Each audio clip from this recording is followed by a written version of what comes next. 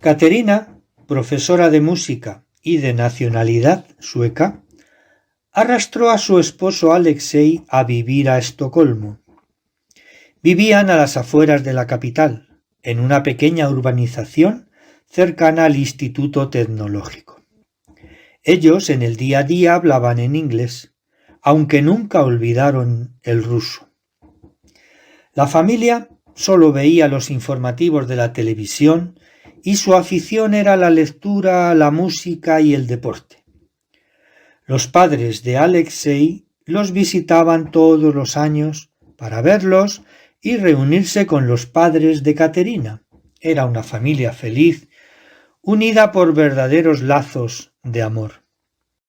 En una visita al mercado del libro usado de Estocolmo, Alexei compró un libro deslucido y viejo, titulado Todos al campo, cuyo autor era Jean-Baptiste Cardoso.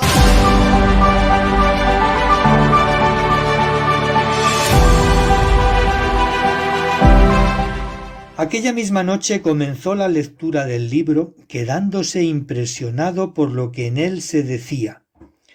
Hablando con Caterina, le invitó a que lo leyera, y esto motivó que en las siguientes semanas mantuvieran diferentes debates sobre el contenido del libro. En la Navidad de aquel año 2005 se reunieron en Estocolmo toda la familia.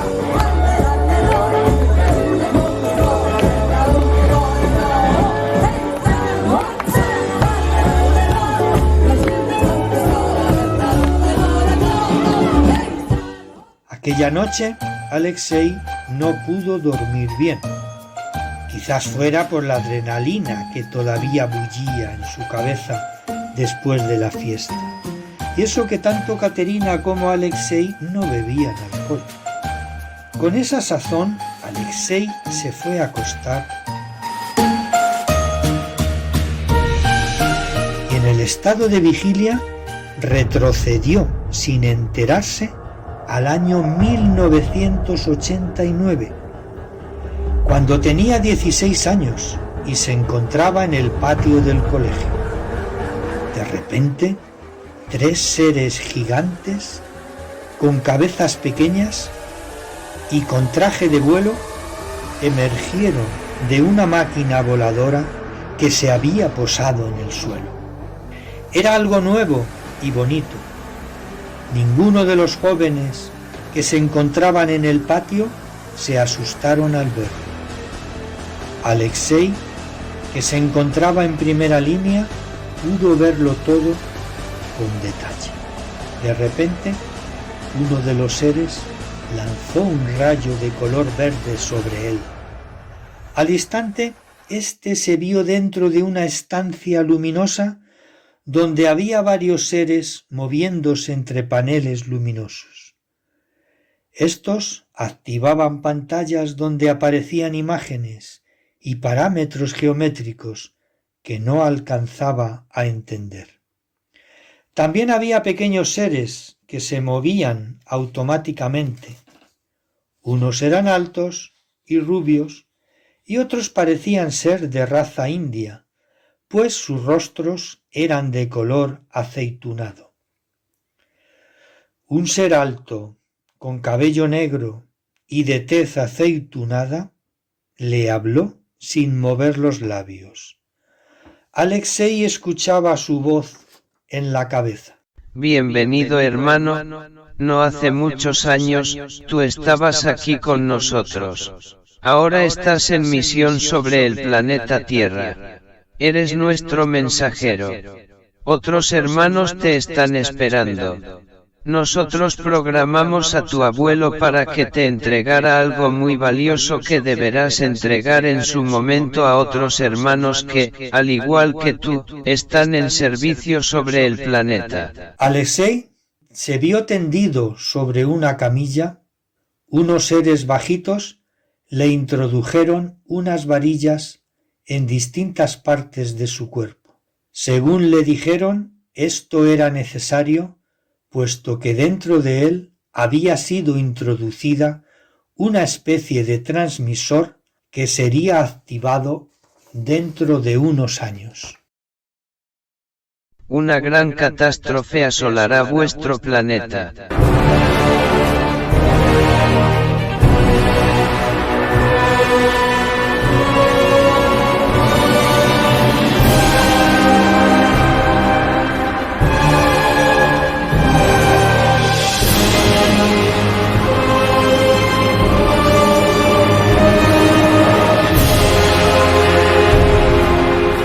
Nosotros os ayudaremos, pero es necesario que nuestros hermanos en misión se junten en el templo de las 72 puertas para recibirnos. Tú serás el emisario.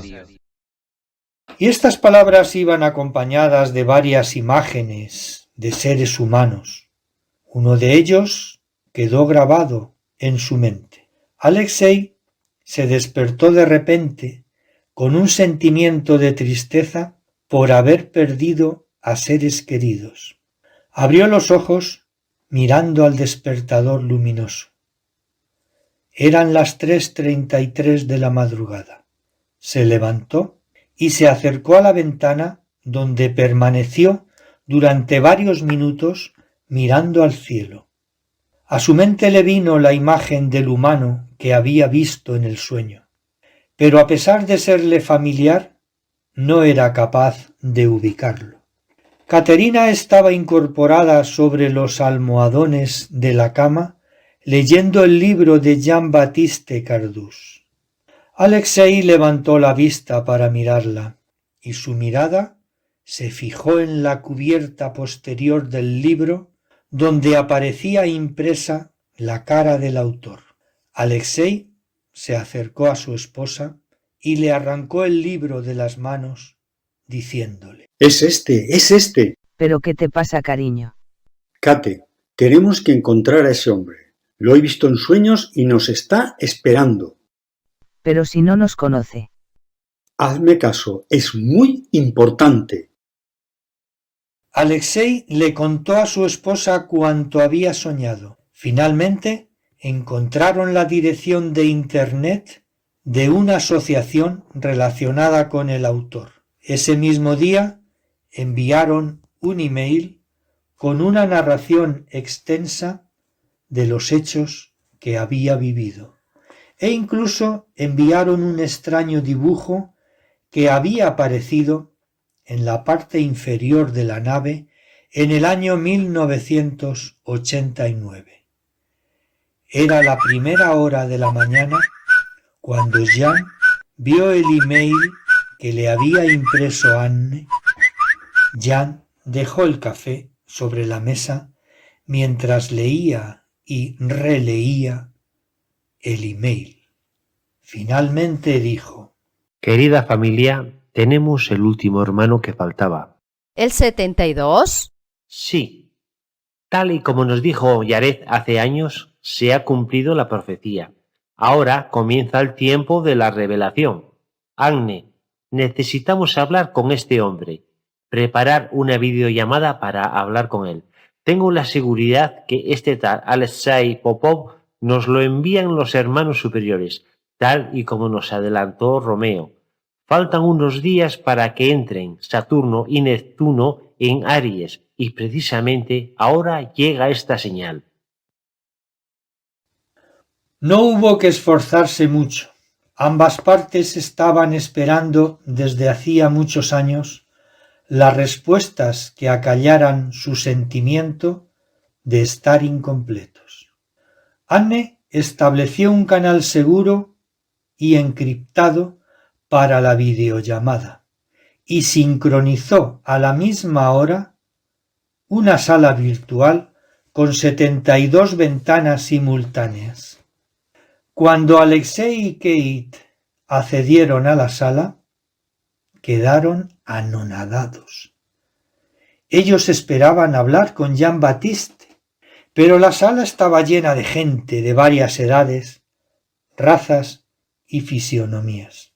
Bienvenido, Alexei Popov, y a tu bella esposa. Soy Jean-Baptiste Cardús. Todos estos que ahora ves te saludan de igual manera. Son mis hermanos espirituales. Somos los hijos del sol. Te damos las gracias por darnos acceso y permitirnos contactar contigo. No esperábamos tanta gente y nos produce un poco de desasosiego ver a tanta gente. Nunca hasta hoy, en más de 3000 años, se habían juntado los 72 hijos del sol. Yo no soy sino uno más de una conciencia que nos une a nosotros y a nuestros hermanos de las estrellas. Tú, Alexei, eres de los nuestros. Te ruego relates tu historia a la asamblea. Alexei habló durante 1 hora entera.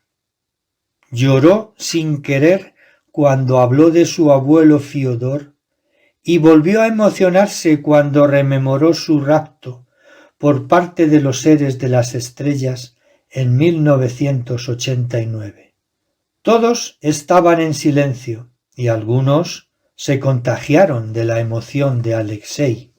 Según nuestro Consejo de Visiones, creemos que estamos viviendo el Apocalipsis, es decir, el comienzo de una nueva era. Tu llegada nos fue anunciada. Creemos asimismo que se avecinan graves catástrofes en el planeta, pero todavía no tenemos todas las respuestas. Quiero mostraros lo que mi abuelo encontró en el castillo del Grial. Quizás esa es la respuesta que necesitáis. Esta es la placa. Alexei mostró a la cámara la placa. Todos pudieron ver durante unos segundos los símbolos y figuras que contenía.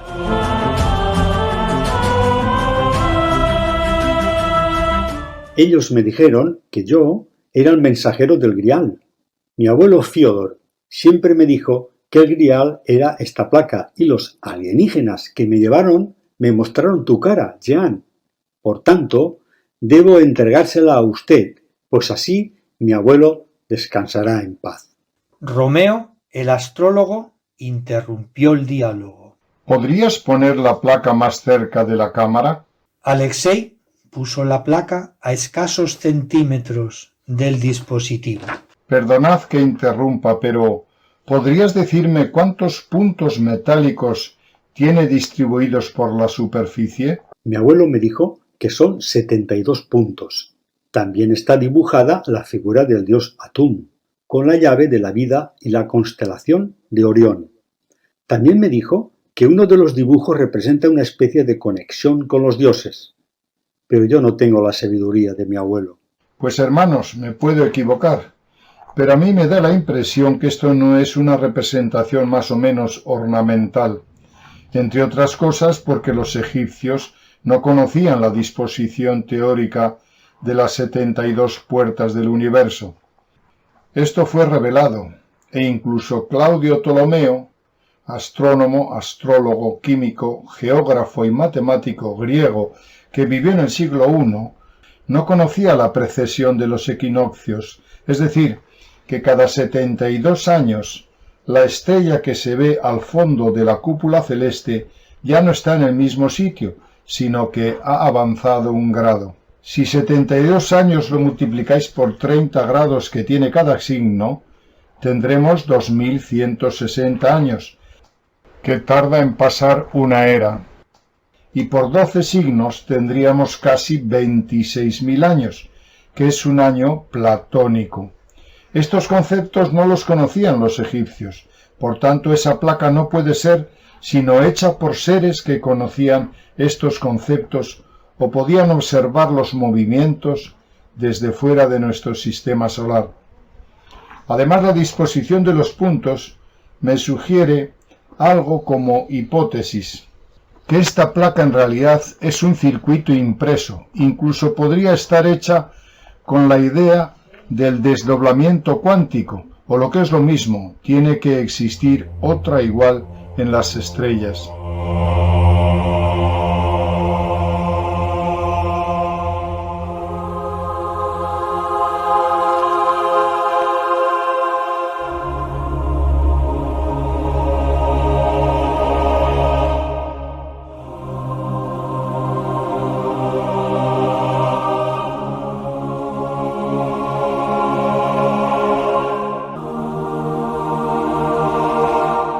Ya sé que estáis asombrados, pero a mí me gusta soñar y no tiene sentido que este objeto tenga probablemente más de 3000 años y aparezca ahora entre nosotros.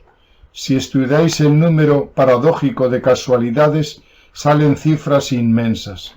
En definitiva, yo no quiero aburriros, me parece algo sensacional que, por supuesto, nos gustaría aplicar a nuestras investigaciones de radiofrecuencia. Marco, el hermano de las soluciones prácticas, tomó la palabra. Mira, Alexis, nuestra propuesta es la siguiente. Te ofertamos trabajar con nosotros. Es decir, te invitamos a que vengas a Jujuy y formes parte de esta comunidad. Podemos ofertarte, tanto a ti como a tu esposa, mejores condiciones laborales de las que ahora tenéis. Alexei y Kate se miraron por un momento. No era necesario debatirlo. Ellos estaban designados por su destino a ocupar su puesto entre los hijos del sol. Sería para nosotros un honor. Faltan pocas semanas para que entre Saturno y Neptuno en Aries en enero de este próximo 2026. Tenemos razones para pensar que nos enfrentamos a momentos traumáticos para toda la raza humana. Han sido varios los avisos que hemos recibido por muchos de nosotros en el Consejo de Visiones. Mi pregunta es la siguiente: ¿podéis estar aquí en una semana? Tan solo necesitáis traer con vosotros los recuerdos. Nosotros os proveeremos de lo necesario para vivir aquí con una buena calidad de vida. No tenemos casa en propiedad. Vivimos de alquiler y lo que poseemos es emocional y cabe mejor en nuestro corazón que en ninguna maleta. Nuestra familia no lo entenderá, pero sentimos, como bien dices Jan, que es nuestro destino. Ok, bienvenidos hermanos. Agne arreglará todo para enviaros un avión particular a Estocolmo. Si queréis traer a vuestra familia, no hay problema. Bueno, hermanos, a mi entender estamos en momentos muy complejos. Si alguno de vosotros tiene alguna objeción, es bueno que lo exponga ahora. Todos guardaron silencio aceptando lo que Jan había dicho. Anne tomó la palabra. A partir de ahora, estad en todo momento disponibles. Dejad el contacto abierto y, como siempre, comunicad por el canal seguro cualquier incidencia. Os informaremos, como siempre.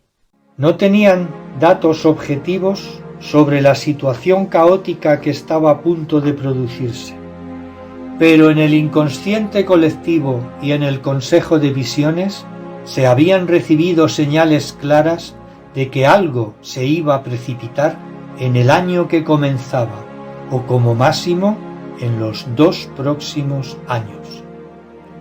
Los hermanos de Jujuy no tenían miedo, eran seres libres, pero tenían hijos y una empatía emocional por cualquier ser vivo de la creación.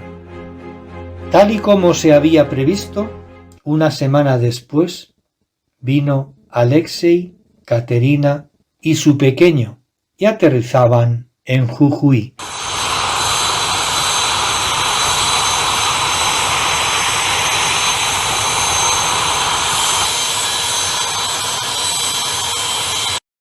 Después de casi 4000 años, una extraña placa dorada iba a ser depositada en las manos de sus legítimos dueños, los hijos del sol. La nueva familia se adaptó rápidamente a la vida cotidiana de la comunidad, pues no existía choque cultural ni de ningún otro tipo entre ellos. Era como si se conociesen de toda la vida. Vivir en Jujuy era como estar en el paraíso.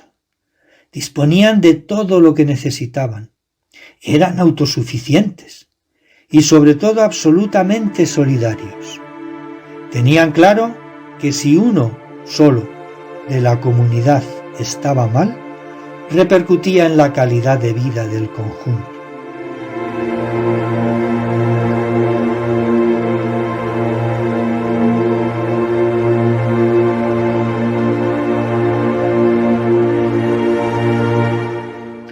Había limpieza, orden y entusiasmo por progresar y mejorar cada día en la convivencia. Alexei y Kate enseguida asumieron que en la comunidad no se mataba animal alguno y por tanto no se comía ni carne ni pescado. Pero la variedad y calidad de la comida que se consumía era extraordinaria. Los huevos, la leche era de cabra y de oveja, y la miel siempre estaba presente. El estiércol de los animales se empleaba para abono del huerto. Y aunque las empresas del grupo poseían millones de toneladas de grano, la comunidad sembraba sus propias semillas. Pues trabajar la tierra era amarla y sentir la ley natural. Alexei y su esposa atendían el dispensario médico, que estaba dotado de un quirófano con toda la tecnología moderna del momento. Cada casa normalmente producía unos 7.000 kilovatios al día y la central comunitaria centuplicaba esta cifra. Salman realizó varios vuelos para traer la última tecnología y ponerla a disposición del grupo. Desde Canadá trasladó a 2 ingenieros de la empresa que estaban desarrollando con éxito las primeras computadoras cuánticas. El grupo de astrofísicos, informáticos e ingenieros era sin lugar a dudas el más avanzado que se podía reunir en ese momento. Los ingenieros venidos de Canadá aplicaron sensores ultrasensibles a la placa, aplicando un haz de protones distribuidos con varias frecuencias a través de los 72 puntos que contenía la placa. Comprobaron que efectivamente aquello era un transmisor inteligente, diseñado sin duda por una inteligencia superior. El grupo redirigió la emisión de radiofrecuencia captada en el universo a través de la placa y se comprobó que había un dictado intelectual a través del sonido que se plasmó informáticamente en un simulador o lector convencional, tanto en sonido como en ondas y gráficos vectoriales. El objetivo era emitir, con todas las variantes posibles, una llamada al espacio, y para ello se diseñó un lenguaje binario, una simple y rotunda comunicación. Somos los hijos del Sol, llamando a nuestros hermanos estelares. Junto a esta frase iba un paquete de información con una imagen de la posición de nuestro planeta en la galaxia y datos de nuestro ADN. Durante una semana, haciendo turnos de noche, el equipo emitió constantemente el mensaje. Lo que ocurrió a partir del 6º día fue asombroso.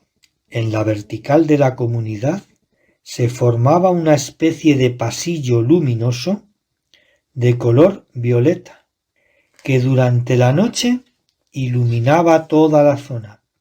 Era una especie de niebla parecida a la que se forma en las auroras boreales, pero más localizada, como si fuese un cono uniforme que venía desde el fondo de las estrellas. El espectáculo era alucinante, y todos los hermanos se pasaban horas mirando las estrellas.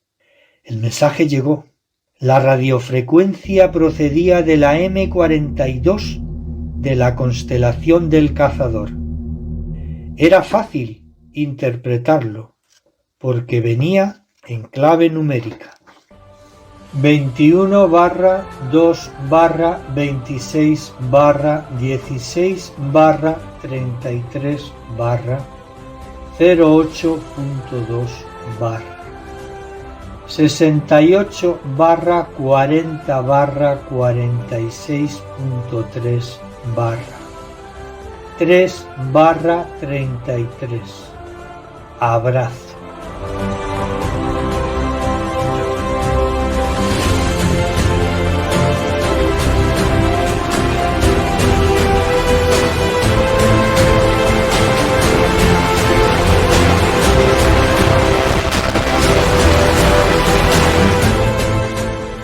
Se trataba de la fecha del próximo mes de febrero del año 2026. Las siguientes claves numéricas eran sin duda coordenadas, y las finales, las 3:33, era la hora del encuentro. Rastrearon en el mapa y solo podía ser un lugar especialmente sugeriente: el Templo del Sol de Tiahuanaco. La frase abrazo sin duda era el encuentro.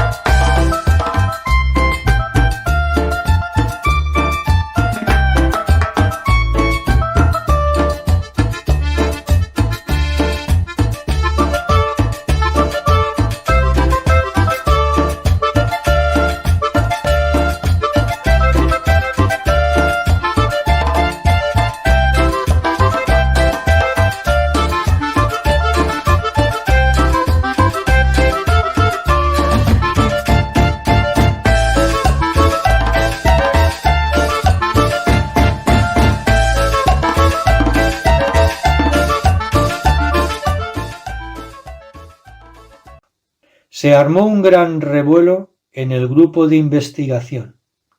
Carreras, lágrimas y gritos se veían y escuchaban diciendo: ¡Hermanos, hermanos! ¡Lo hemos conseguido! ¿Qué demonios está pasando? ¿Estáis locos? Lo hemos conseguido. Hemos contactado.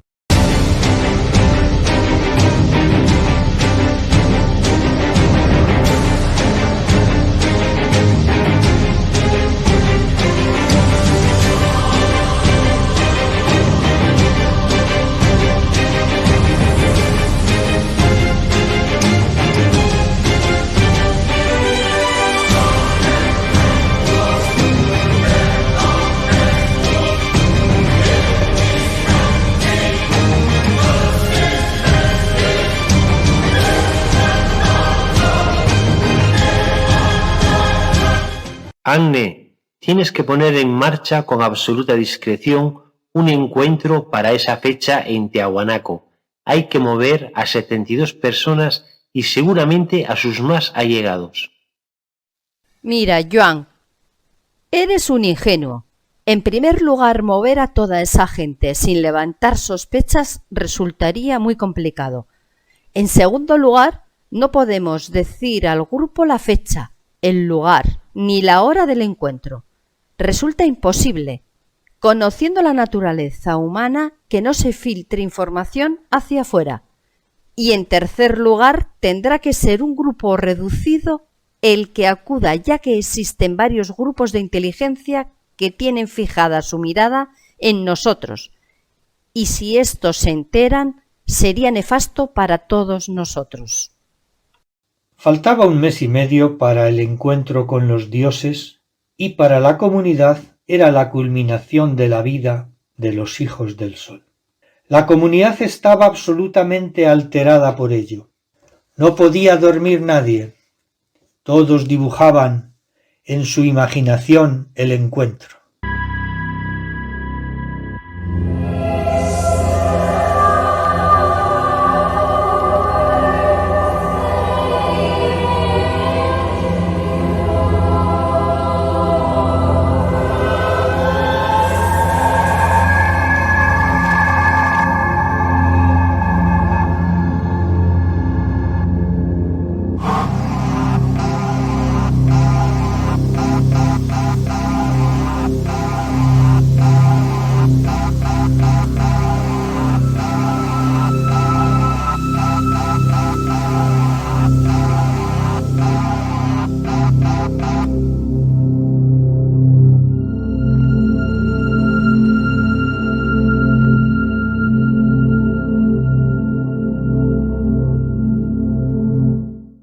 Era algo inusitado. Josep el experto en temas extraterrestres, no sabía de ningún antecedente de esa magnitud y eso le hizo sospechar que aquello no era lógico. Jan pidió a Romeo y a su grupo que de momento no comunicaran los datos del encuentro. El domingo se establecería una asamblea donde se anunciaría a todo el grupo el acontecimiento. Hermanos, hemos recibido una respuesta por parte del espacio. Creemos que son nuestros hermanos estelares, pero no podemos revelar los datos de un posible encuentro por seguridad. Permitidme que os hable con franqueza. Joan, al que todos respetamos y amamos, me ha pedido que organice dicho encuentro, movilizando a todo el grupo para viajar al lugar de encuentro. Como sabéis, estamos en el punto de mira de varios grupos de los servicios secretos y de inteligencia. Mover a tanta gente sin levantar sospechas es imposible. Lo he estado estudiando hasta la saciedad y resulta imposible. Todos conocéis la generosidad y la franqueza de Joan, pero os suplico, por favor, si le amáis, que renunciéis a ese encuentro, pues sería peligrosísimo. Le he dicho que tendría que ser un grupo pequeño. Por tanto, y vuelvo a insistir, por favor, ayudarme a disuadir a Joan de esta locura.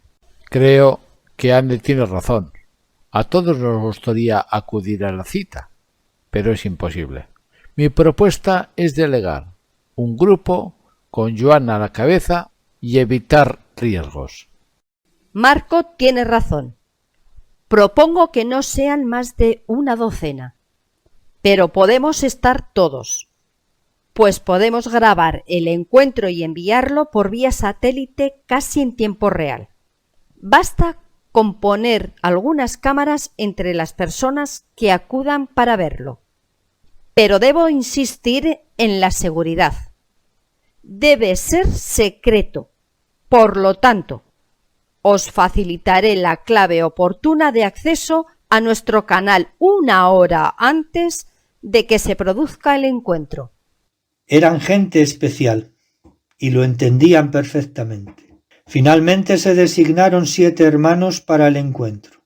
Fue uno por cada continente. Jan y Anne resultaban imprescindibles. Jan por ser el imperator y Anne por la seguridad y ser la mejor para dirigir con eficacia la operación. Anne programó el encuentro con una inteligencia perfecta. Cada uno de los hermanos salía de un lugar distinto y diferenciado. Programó la salida escalonadamente, para que el día señalado se encontraran en el lugar indicado como cualquier turista más. Solo Jan y Anne irían juntos, pues los servicios de inteligencia sabían perfectamente que Anne estaba contratada por Jan para su seguridad. 24 horas antes del día señalado, se puso al grupo en preaviso. Todos estaban ansiosos. Algunos hermanos habían abandonado sus países y domicilios para verlo en grupo. En Jujuy se cerraron todos a cal y canto con Sami y esperaron el momento. Jan y Anne llegaron 3 días antes y recorrieron las zonas próximas al templo. Después fueron llegando los otros hermanos. Todos tenían reserva en el hotel Acapana. El encuentro estaba programado para las 3:33 de la madrugada. La luna estaba a punto de entrar en la fase nueva y la oscuridad les ayudaría.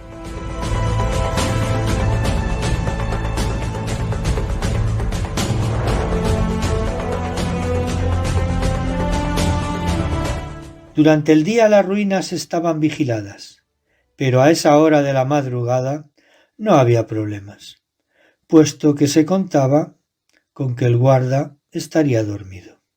No obstante, Anne iba preparada y llevaba en su mochila de viaje cloroformo, por si fuese necesario dormir al vigilante. Salieron juntos del hotel y dieron un rodeo aprovechando la oscuridad de la noche.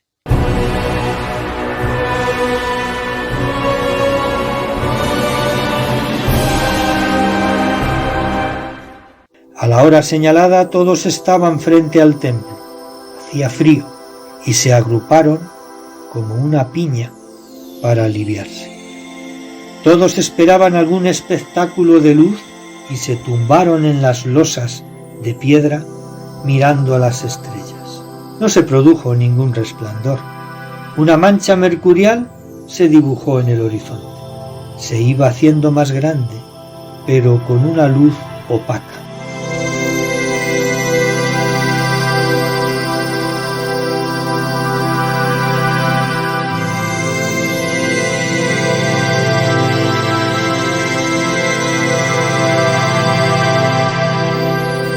Finalmente, ésta se puso sobre el mismo templo, dando paso a una nave circular en forma de plano.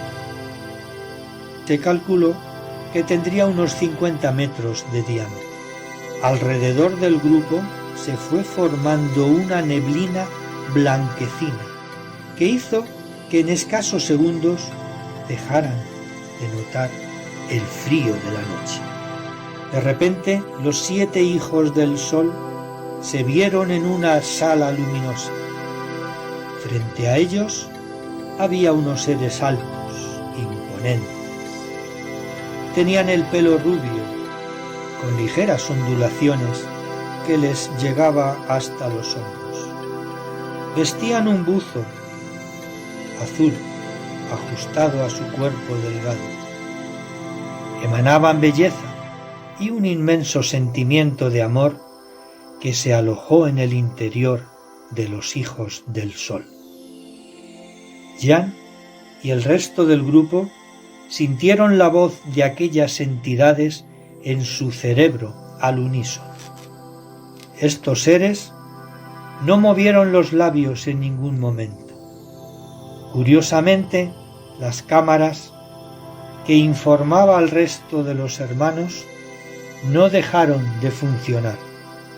En Jujuy y en el resto de los lugares programados para seguir el encuentro de los 7 testigos, lo pudieron ver en primer plano y sin ningún tipo de interferencias. Bienvenidos hermanos. Todos estamos en misión. Nosotros también somos hijos del sol. Valoramos y reconocemos vuestro esfuerzo en la creación de una conciencia colectiva de la raza humana, basada en el conocimiento y en el amor. Esta nave procede del futuro. Hemos entrado en su tiempo mediante lo que ustedes llaman agujero de gusano. Somos miles de entidades de diversas civilizaciones que servimos el plan de la suprema inteligencia. Interpretamos y servimos la inteligencia del Consejo de los 9. Estamos diseñando, en colaboración con otros hermanos de la misma conciencia, un plan de evacuación para salvar un soporte vital que les permita vivir en el futuro. En breve tendrán que enfrentarse a cambios traumáticos y catastróficos. En esta ocasión no podemos pararlos, puesto que es un proceso de adaptación del planeta entero para adquirir una nueva vibración más elevada. Van ustedes a cambiar de traje y ese cambio generará traumas inevitables. Llevamos años seleccionando de entre los suyos gente joven que reúnan las condiciones idóneas para enfrentar el nuevo tiempo, que sus profecías citan en sus libros sagrados.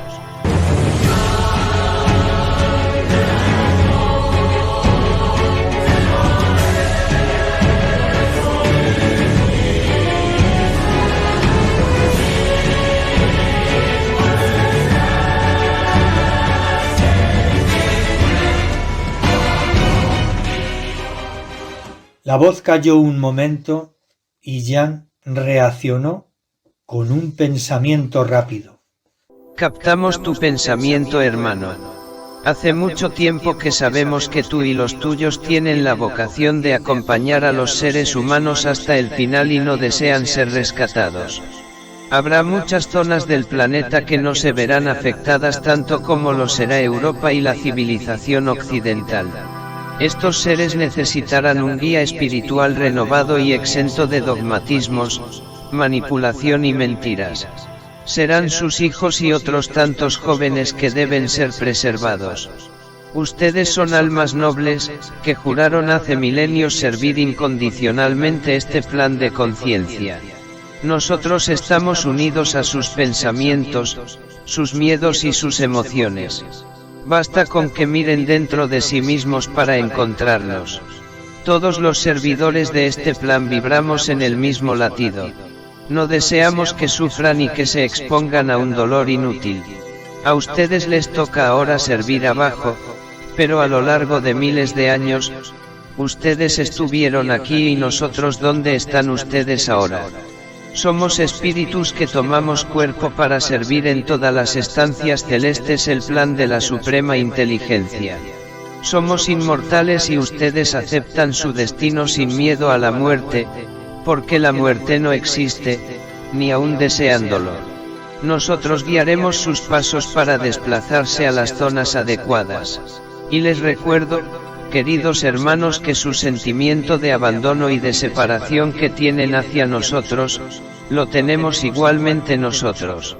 Somos una familia con lazos de amor eternos, que sufrimos las ausencias de los que se ausentan temporalmente para servir en cualquier ángulo de la galaxia. La asamblea de los hermanos, en la distancia, recibía imágenes permanentemente con medio minuto de demora, pero estaban ansiosos por saber lo que se estaba hablando. Los 7 hermanos lloraban desconsoladamente cuando se vieron espontáneamente en tierra, pegados a las losetas del templo solar de las 72 puertas de Tiahuanaco. Nadie se movía. La nave estuvo todavía un rato gravitando sobre las ruinas del templo. Luego se fue apagando hasta que la negrura de la noche invadió todo el contorno. Estaban redimensionados.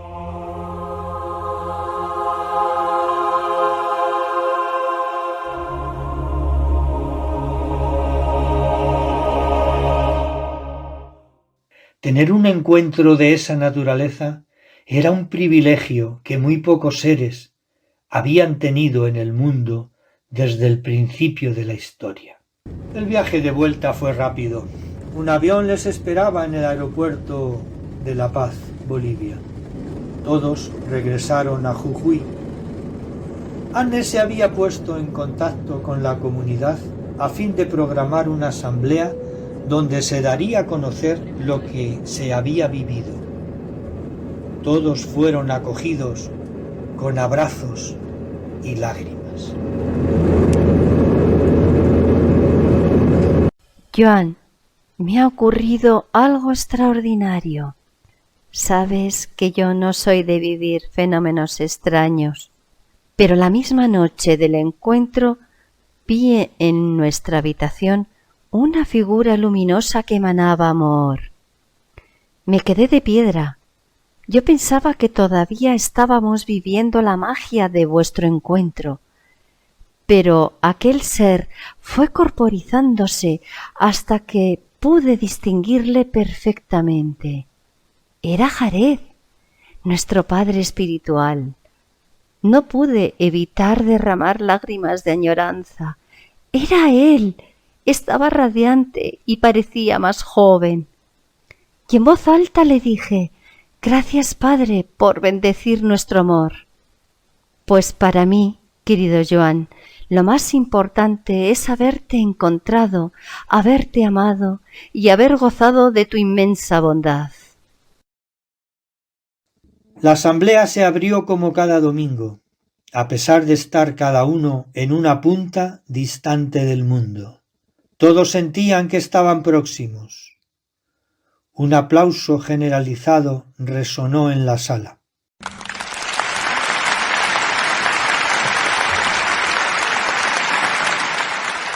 Cada uno de los 7 testigos narró su experiencia. Curiosamente, aunque todos habían estado en el mismo lugar, en el mismo tiempo y de la misma forma, cada uno lo había vivido de distinto modo. Todos recibieron el mensaje, pero cada uno lo interpretó de acuerdo a su percepción personal. Bien, hermanos, sé que no escuchasteis lo que nuestros hermanos estelares nos dijeron, pero como veis, todos los que allí estuvimos coincidimos en algo que quedó grabado de forma nítida. Al parecer, en breve vamos a pasar por un verdadero apocalipsis. Nosotros no seremos rescatados. Somos servidores de la humanidad. Hemos ganado la libertad que da el ser conscientes de nuestra inmortalidad. Al escuchar las palabras de ellos y percibir que las zonas menos afectadas por la catástrofe se ubican en los países más próximos al Ecuador, yo os rogaría que os trasladéis lo más rápidamente posible a países o zonas próximas a dicha línea. Afortunadamente disponemos de los medios económicos y logísticos para trasladaros. Si alguno no desea moverse de donde está, saber que igualmente contará con nuestro amor y nuestra ayuda. Sabemos que todo se dará en fechas muy próximas, pero os pido que guardéis discreción absoluta para evitar que gente ajena entre en pánico. Lo que quiero deciros ahora os puede sonar extraño, pero a lo largo de todo este tiempo he aprendido que todos somos uno, que un simple gesto del más lejano tiene que ver con un hecho enorme de otro distante. Como dice la paradoja cuántica, el simple aleteo de una mariposa puede causar un terremoto. Me refiero a mi padre. Yo no lo entendí. Fueron los 2 últimos años de su vida cuando realmente le conocí de verdad. Mi padre fue una pieza clave, a pesar de que él no entendía ni un ápice de esoterismo. Por otra parte, Jarez o Salima aparecieron en el momento justo para poner otro eslabón en esta cadena vital donde está convocada cada partícula del universo. Quiero deciros que finalmente he comprendido que Dios es el amor incondicional a la vida. Dios es amor infinito. Dios es bondad e inteligencia y no puede prescindir de nadie ni de nada. Gracias, queridos hermanos. Os quiero y os doy gracias por vuestro cariño.